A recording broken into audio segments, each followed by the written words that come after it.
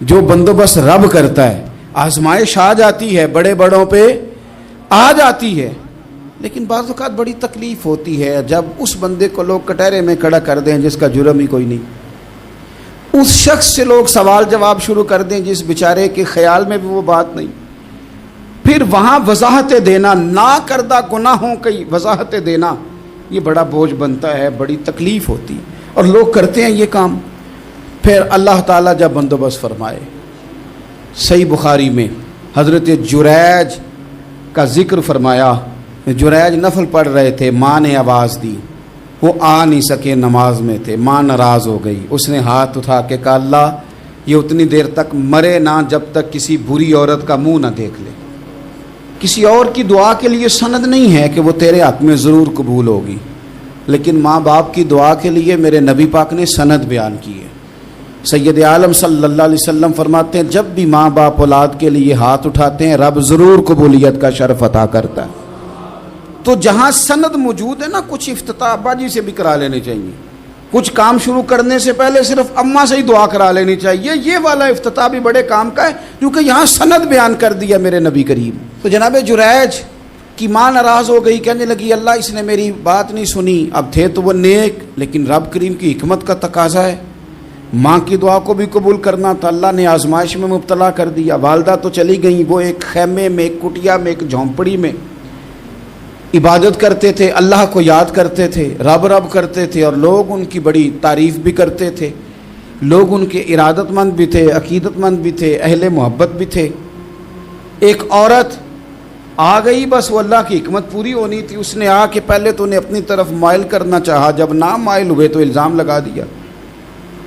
یہ ہمارے دور کا تقاضا ہے, لوگ پہلے آپ کو اپنے حق میں قائل کرتے ہیں, اپنی فرما برداری میں لانا چاہتے ہیں. اگر آپ نہیں آتے تو پھر وہ آپ کو مجرم قرار دے دیتے ہیں, یا میرے ساتھ چل ورنہ پھر میں تیرے خلاف پراپوگنڈا کروں گا. دو ہی باتیں.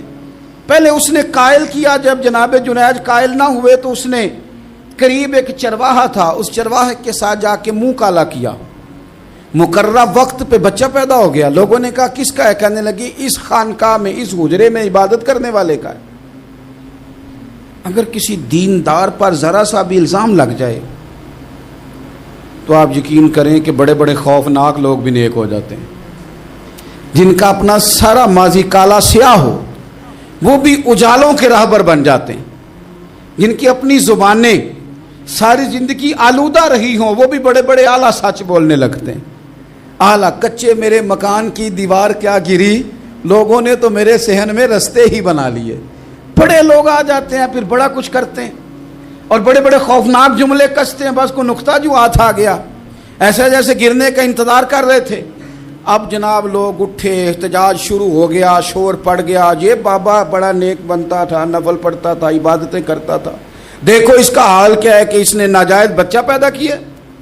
بغیر تحقیق کے میں کہہ چکا ہوں کہ الجھے الجھے بکھرے بکھرے روز و شب دیکھے گا کون, لوگ تیرا جرم دیکھیں گے, سبب دیکھے گا کون. لوگ تیرا جرم دیکھیں گے, سبب کوئی غور نہیں کرتا کہ وجہ کیا تھی. او بھائی کچھ تو مجبوریاں رہی ہوں گی, یوں ہی کوئی بے وفا نہیں ہوتا.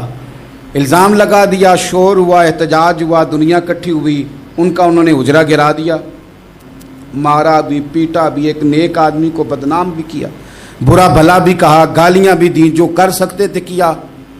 اب جب سزا دینے لگے نا تو جناب جریج کہنے لگے تھوڑی سی اجازت دیتے ہو, مار تو تم نے دینا ہی ہے. کہا جناب ٹھیک ہے دیتے ہیں. انہوں نے کہا صرف 2 نفل پڑھنے ہیں.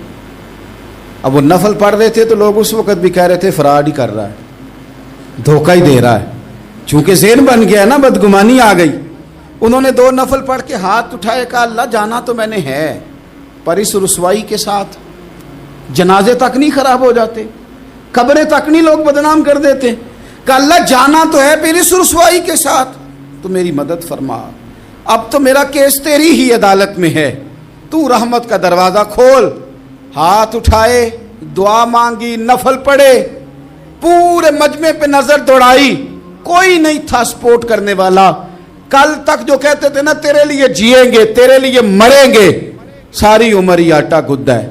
لکھاں کیتے نہیں پیڑے, اب وقت آیا تے محمد بخشا کوئی